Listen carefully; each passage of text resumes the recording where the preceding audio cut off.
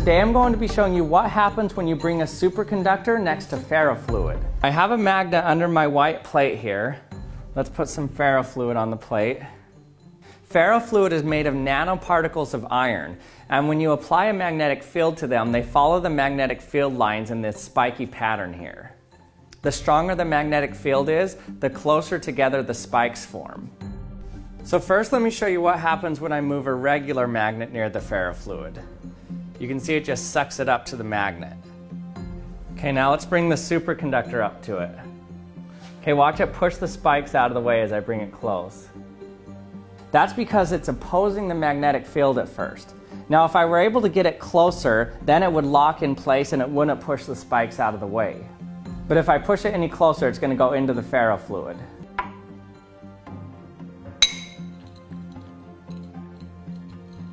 Another cool thing I observed is that when you bring it near the ferrofluid, the spikes actually start to flow towards it.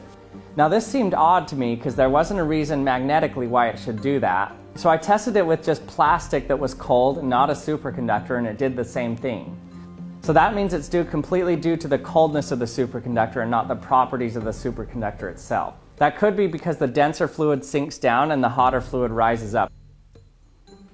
So first let me lock the magnets in place on the superconductor by pressing it through the magnetic field, and once it's locked there, it will just stay there. So it can spin in one axis, but it's locked in the other axis. Now let's pour some ferrofluid on it.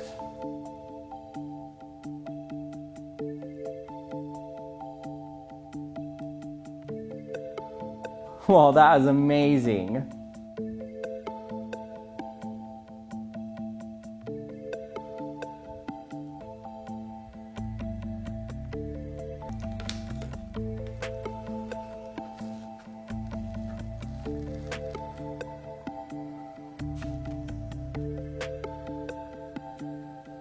Okay, that was pretty amazing, but now let's see what happens when I pour a liter of ferrofluid on my giant monster neodymium magnet.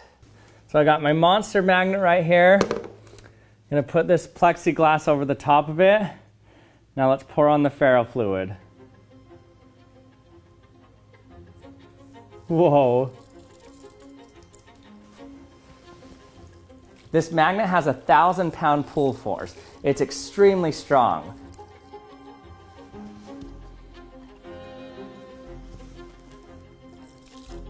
Whoa, this is weird. The fluid spikes up before it even pours out. So this is a liquid that's not viscous at all. It's almost like water.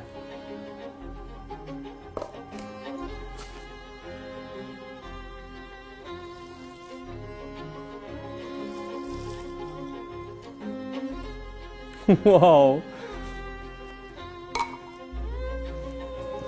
When it gets around the magnet, it's like the density increases past the density of mercury.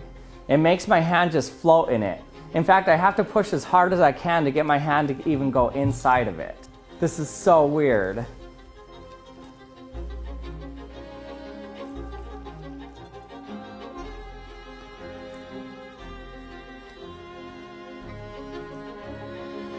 Okay, this is so weird. It feels like this is solid, like I have to put pressure on it, but it's a liquid.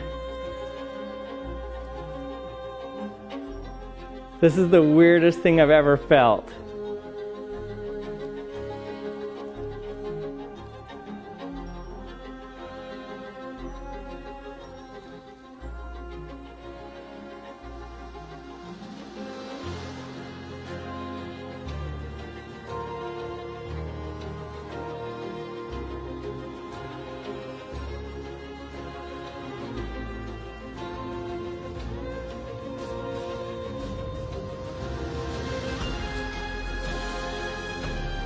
Okay, it's completely sideways now. Look at this.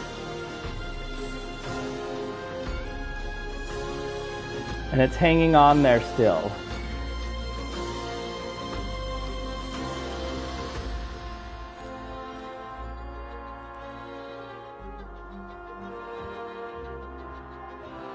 Let me show you how this coin normally sinks to the bottom.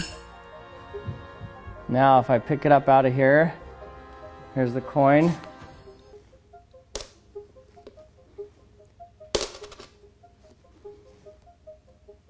Okay, now I have quite the mess to clean up.